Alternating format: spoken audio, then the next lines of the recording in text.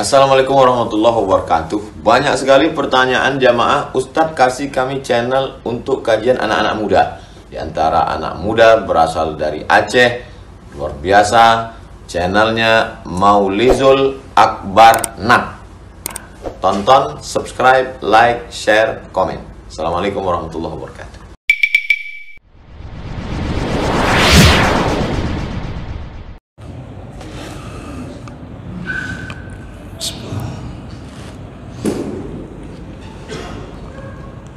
Assalamualaikum warahmatullahi wabarakatuh. Innal hamdalillah nasta'inuhu wa nastaghfiruh wa na'udzu bihi min shururi anfusina wa min sayyiati a'malina. May yahdihillah fala mudilla lahu wa man yudlil fala hadiya lahu. أشهد أن لا إله إلا الله وحده لا شريك له وأشهد أن محمدا عبده ورسوله الكريم. اللهم صل وسلم على نبينا وسيدنا المصطفى محمد وعلى آله وأصحابه أجمعين. أما بعد، رب اشرح لي صدري ويسر لي أمري واحلل عقدة من لساني يفقهوا قولي. Segala puji bagi Allah, kemudian salawat dan salam kepada Rasulullah, pada keluarga dan seluruh sahabat-sahabatnya.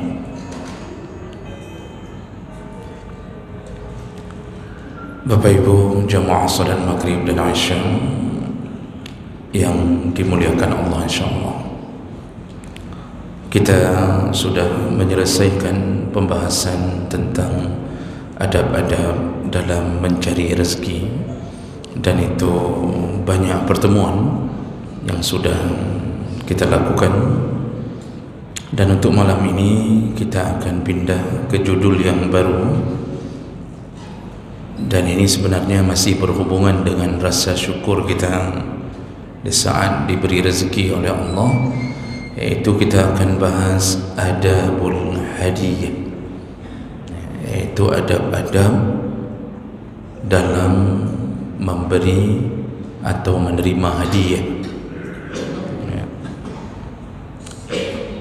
Jadi hadiah ini adalah salah satu jenis pemberian di dalam syariat Islam. Kita sudah jelaskan sedikit dalam menjawab pertanyaan minggu yang lalu. Ada beberapa istilah yang digunakan dalam Islam tentang hadiah, tentang memberi. Ada yang disebut dengan sedekah, lalu kemudian hibah, wasiat, kemudian mawaris atau faraid, dan hadiah.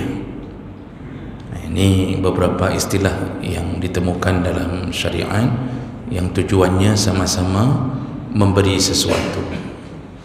Namun ada perbedaan yang sedikit membedakan di antara mereka.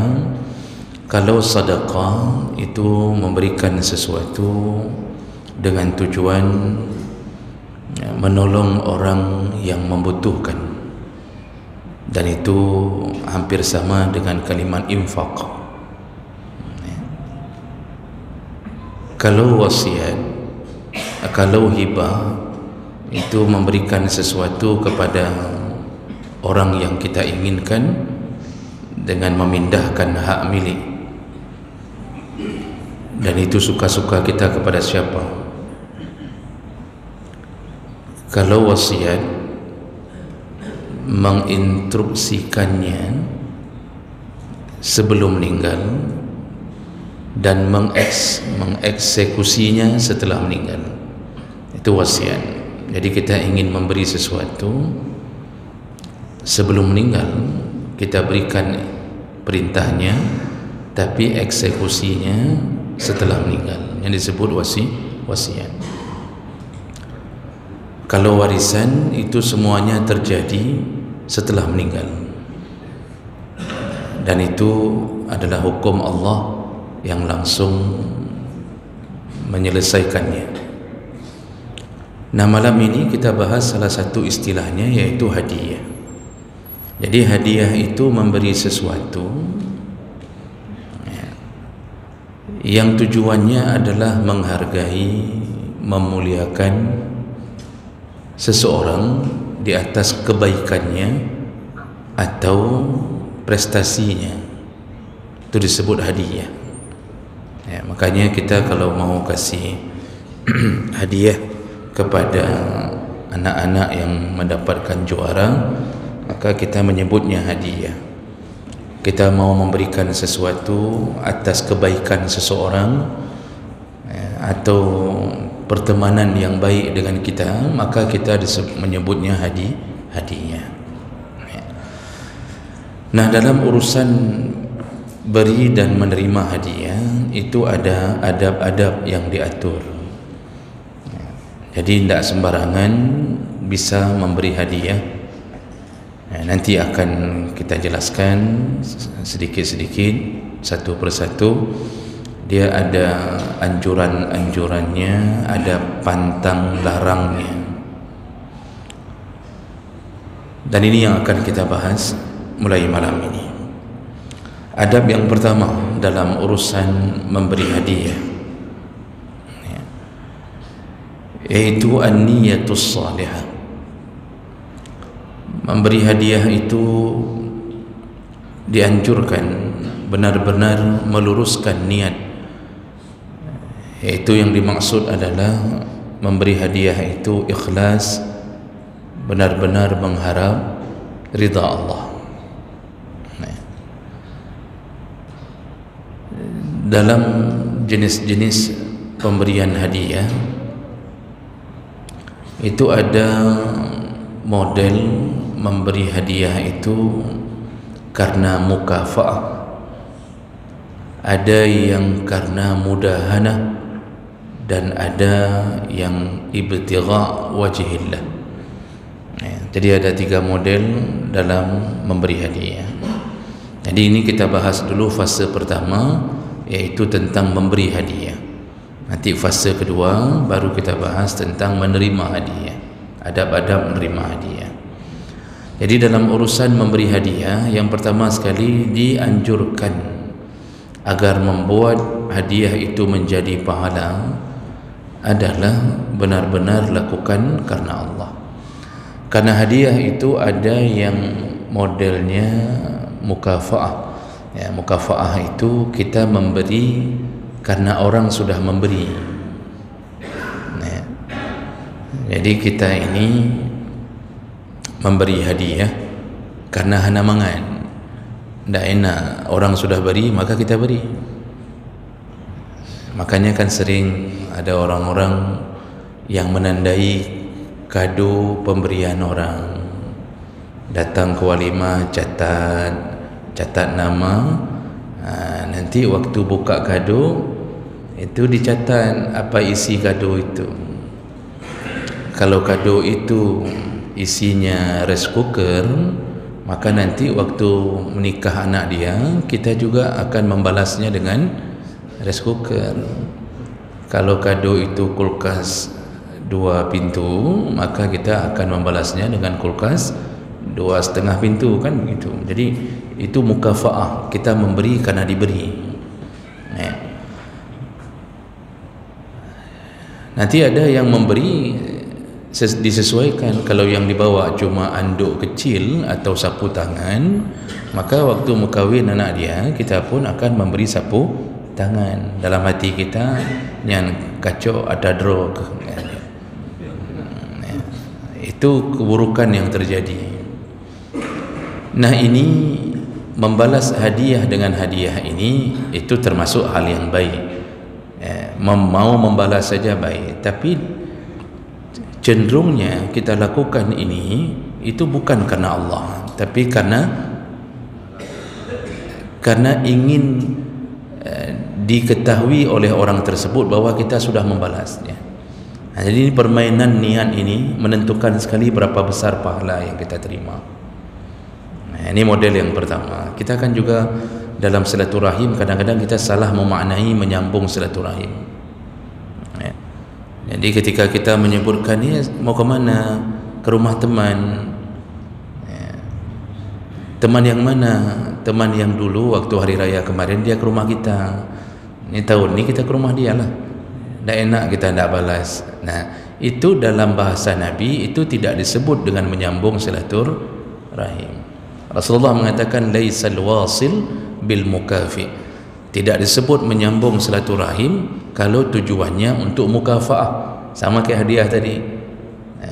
Karena ingin membalas jasa, dia sudah datang ke rumah kita, maka kita pun datang ke rumahnya. Itu tidak disebut menyambung silaturahim. Jadi siapa yang disebut menyambung silaturahim, yaitu mengunjungi, menyambung rahim dengan saudaramu yang telah memutuskan hubungan denganmu. Di situ naik pahalanya berkali lipat. Bayangkan dia memutuskan hubungan dengan kita, lalu tiba-tiba kita datang mengunjunginya. Jadi dia tu waktu nyambut kita pun enak tak enak, dan merasa malu sekali. Kok orang yang dia caci selama ini, yang dia musuhi selama ini, tiba-tiba datang mengunjunginya, membawa hadiah lagi, lalu kasih angpau untuk anak-anak lagi. Yang kan waktu kita sambut itu kan hana mo'oh ban tu Pak. Hana mo'oh dikit mana caranya kita sambut.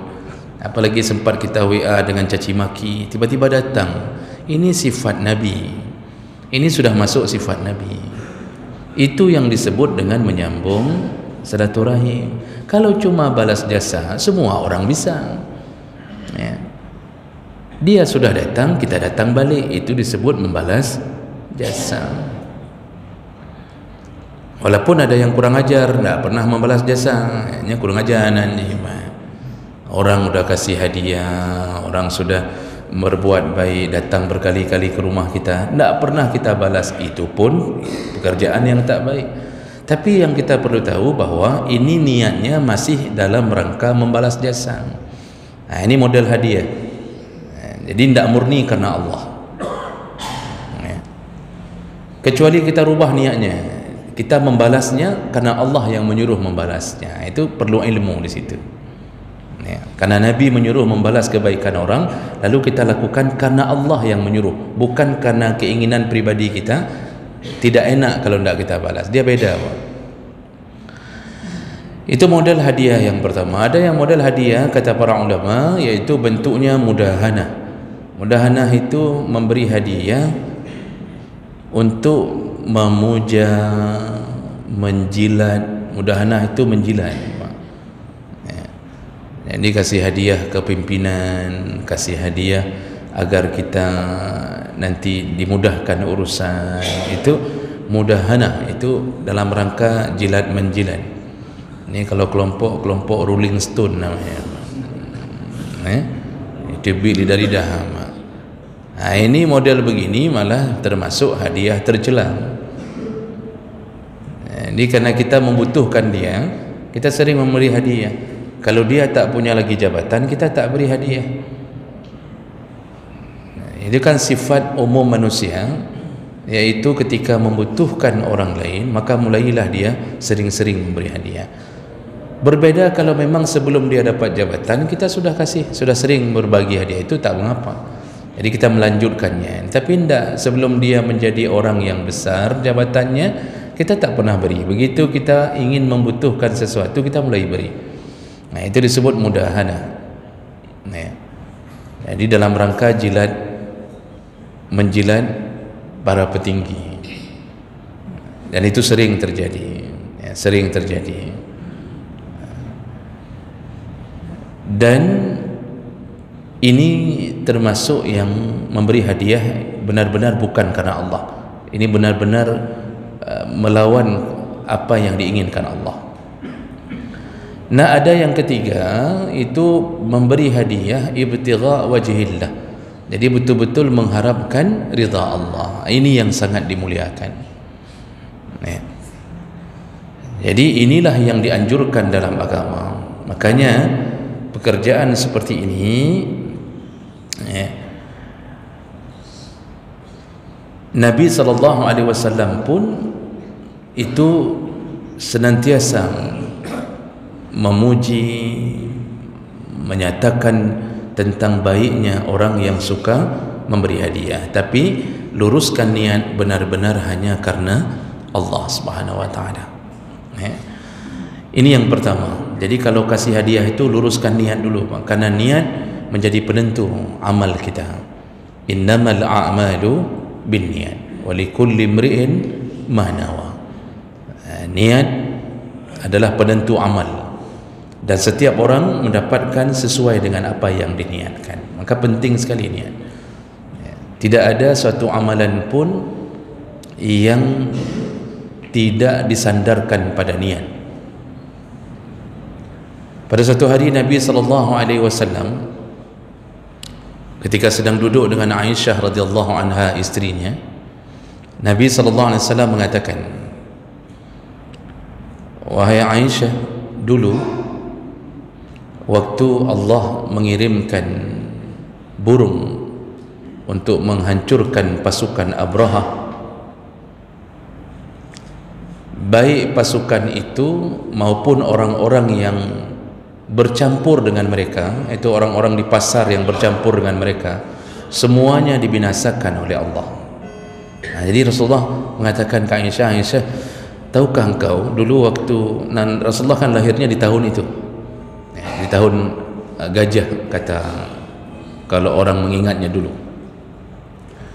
Jadi pasukan Abraha itu ketika memasuki area Makkah, sudah hampir mendekat ke area Ka'bah, itu penduduk setempat pun itu ada yang sedang berkegiatan di pasar-pasar mereka. Jadi ketika pasukan itu masuk, bercampur-campurlah dengan penduduk setempat. Nah, didatangkanlah burung oleh Allah. Burung itu bukan bernama ababil. Ini saya ulang kesekian kalinya, karena kita ini kadang-kadang salah memahami.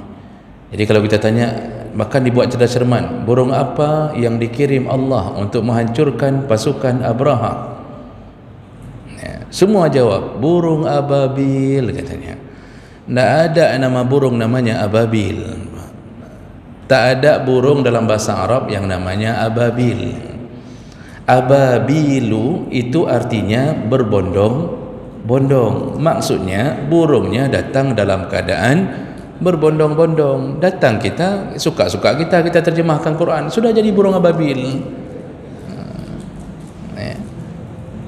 Nyankan burung ababil, datangnya berbondong-bondong. Makanya dalam tafsir pun para ulama sedikit berbeda. Burung apa itu? Ada yang mengatakan burung hujan, cicemujun, burung hujan kan? Bahasa Indonesia burung gereja, ya kan? Burung hitam yang sering sore-sore itu. Itu disebut para ulama ke situ. Tairun itu ke situ. Jadi jangan bilang lagi itu burung ababil. Yang belum mengaji okey, tapi kalau sudah mengaji jangan lagi. Sama seperti orang menyebut pohon apa yang dimakan oleh Adam dan Hawa, langsung menyebut buah dari pohon khuldi. Mana ada pohon khuldi? Nyan pohon khuldinya itu bahasa syaitan ketika merayu Adam. Wahai Adam, makanlah buah dari pohon ini. Kalau engkau makan, ini pohon yang bisa mengekalkan engkau. Khuldun itu kekal, khalidina fiha itu artinya kekal selama-lama. Maka setan yang memberi nama itu sajaratul khuldi. Adam, ini pohon ini mengekalkan engkau. Maksud setan, kalau engkau makan engkau kekal dalam neraka. Dalam neraka baru apa tujuh Pak? Di dalam surga engkau kekal. Itu bahasa setan. Hari ini semua guru agama mengatakan pohon khuldi. Sudah dipakai bahasa syaitan oleh guru-guru agama. Apa nena pohon khuldi itu? Itu pohon biasa, sampai para ulama pun tidak tahu sebenarnya itu pohon apa. Dalam tafsir Ibnu Katsir, Tabari dan beberapa tafsir yang lain, Qurtubi, mereka khilaf, ini pohon apa yang dimaksud. Ada yang mengatakan itu pohon tin, ada yang mengatakan zaitun. Dan pohon itu bukan pohon haram, hanya menguji Adam untuk bertahan dengan perintah Allah dan larangannya. Jadi banyak kita istilah-istilah tahambu dia juga galak-galak drot. Jadi banyaklah informasi yang kemudian salah dipahami. Nah, jadi Aisyah ketika mendengarkan itu, mendengarkan Rasulullah mengatakan bahawa waktu burung itu mengirimkan bebatuan dari neraka sebesar biji-biji kacang hijau, dilemparkan, itu yang mati bukan hanya pasukan Abraha, tapi penduduk setempat pun mati. Yang di pasar, yang kena semua, Pak. Semuanya kena. Aisyah heran. Lalu Aisyah bertanya, "Ya Rasulullah, bukankah di antara mereka orang-orang yang tak berdosa?" Maksudnya tidak masuk golongan pasukan Abraha. Nah, di situ Nabi mengatakan, "Benar wahai Aisyah, Allah mengirimkan itu lalu membinasakan semuanya, tapi mereka nanti ketika dibangkitkan hari kiamat, yub'asu ala niyatihim." Waktu dibangkitkan hari kiamat, baru dibangkitkan sesuai dengan niat masing-masing. Nah, jadi niat itu sampai hari kebangkitan, bangkit dengan niat.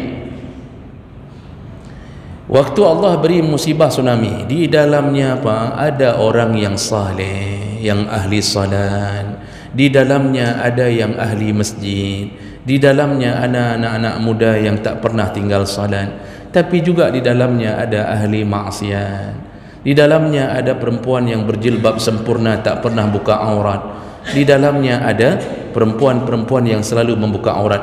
Waktu Allah kirimkan tsunami, dihabisi semuanya. Bagi orang yang tak faham bertanya-tanya, maunya yang soleh-soleh ini ndaklah kena musibah. Itu ndak. Kalau Allah beri musibah, Allah habiskan semuanya. Cuma nanti ketika dibangkitkan, bangkit dengan niat masing-masing.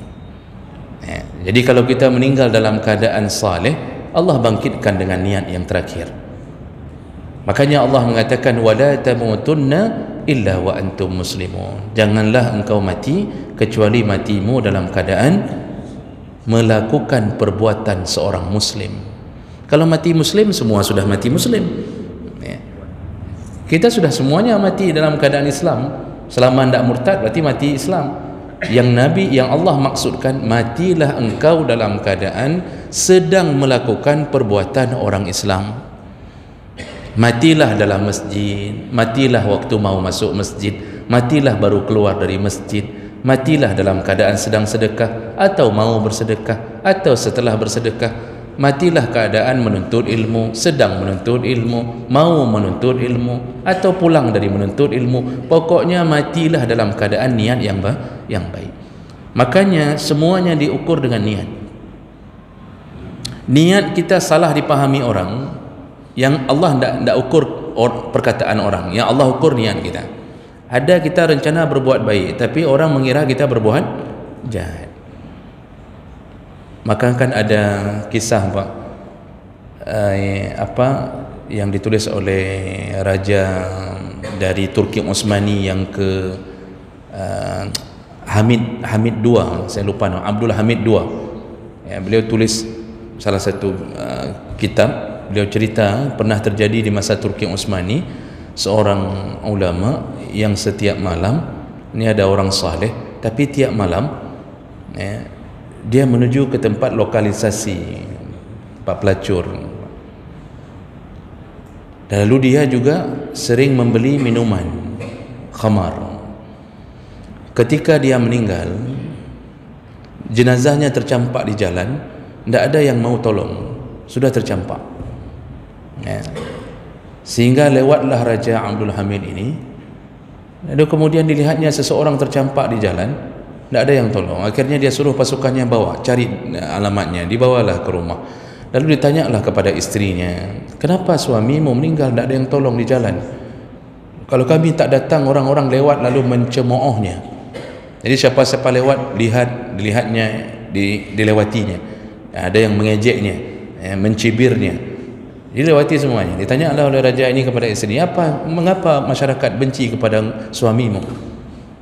Lalu istrinya mengatakan, sebenarnya suamiku saleh, suamiku orang saleh, cuma masyarakat melihatnya tak saleh, dia ahli maksiat.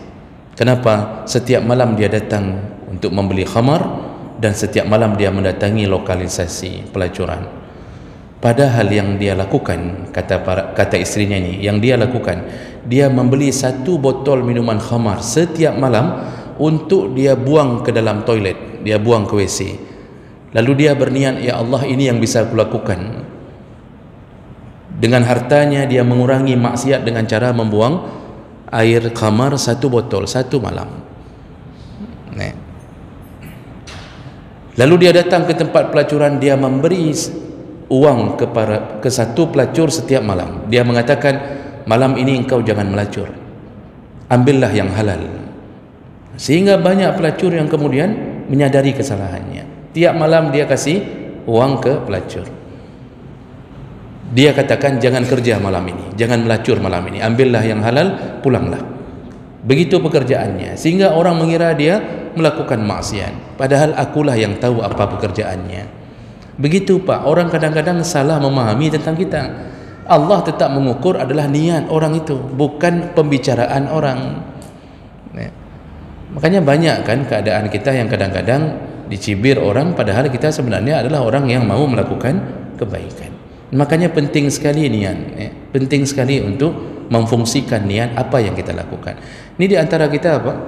Datang semuanya ke majelis ilmu, tapi bisa jadi tidak pahalanya berbeda-beda.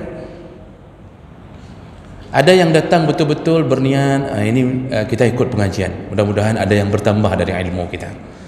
Itu maka dia dapat pahala sempurna. Malaikat berkeliling mengurumuni kita, dan malaikat itu mendoakan kita. Bahkan Nabi sebutkan doanya orang yang menuntut ilmu, bermajlis, berkumpul, apalagi sampai menunggu dari waktu salat ke salat yang lain. Jadi dia melihat ini isya, sebentar lagi udah isya, kalau kita pulang rugi. Sedangkan sini ada majlis ilmu, kita duduk saja, kita tunggu isya.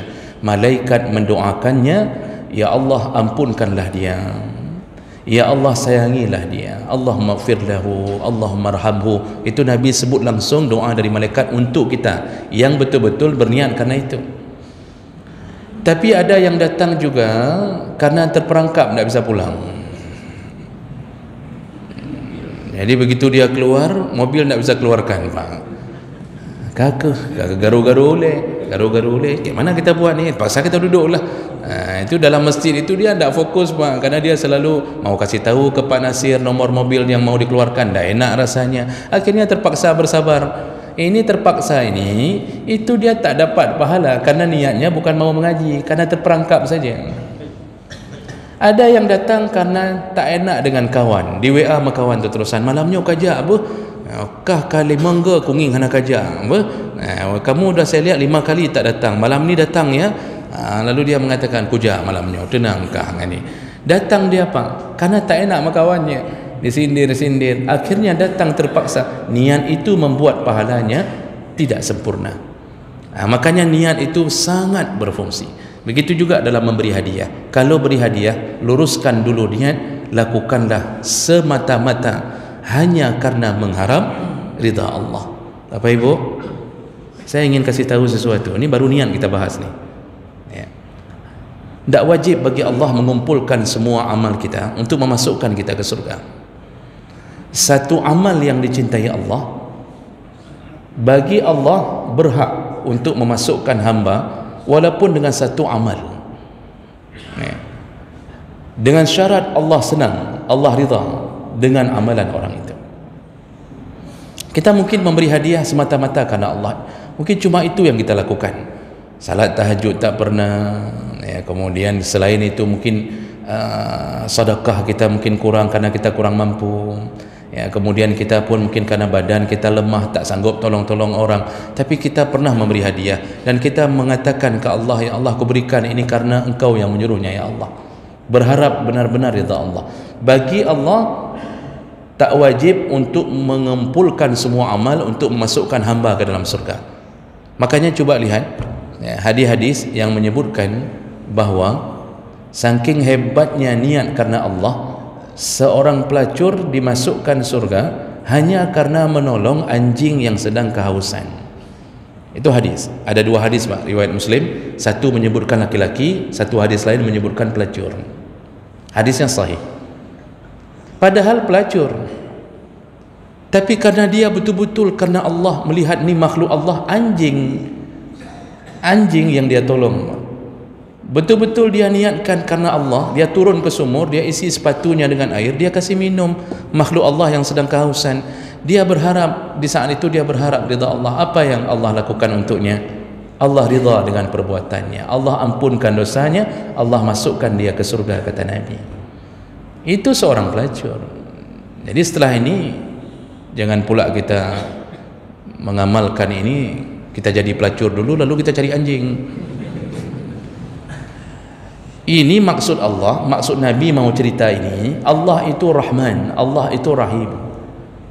Niat yang baik Allah bisa buat menjadi penyebab kita masuk surga. Seorang laki-laki membunuh 100 orang. Orang ke-100 gara-gara menjawab dia tidak ada pintu taubat, dibunuhnya orang ke-100.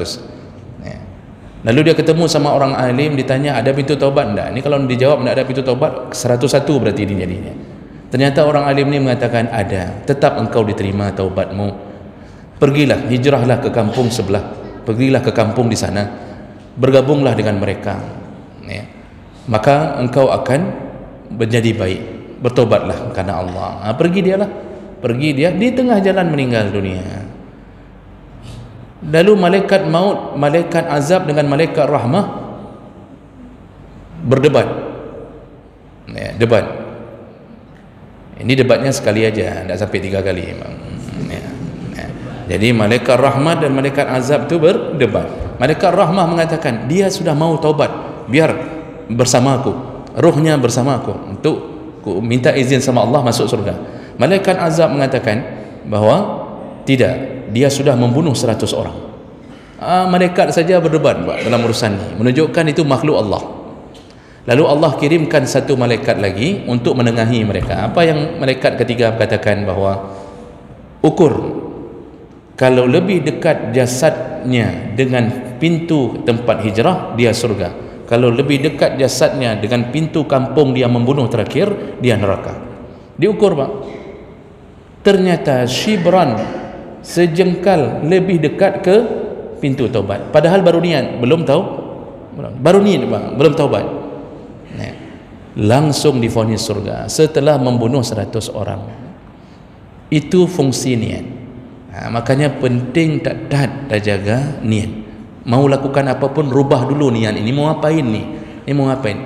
Jadi pemimpin, ya, sebelum dilantik pikir dulu, ini jadi pemimpin mau ngapain? Mau cuma teken proyek sekali teken 100 juta, atau mau memperkaya diri sendiri, atau mau apa? Niat membuat seorang pemimpin bisa surga, bisa neraka. Tapi kalau niatnya benar-benar karena Allah, ingin membuat syariat berjalan, ingin mensejahterakan rakyat, insya Allah surga. Nyan tentang niat. Baik. Jadi di sini dulu saya berhenti. Jadi niat hadiah itu ada pertamanya, perbaikilah niat ketika memberi hadiah.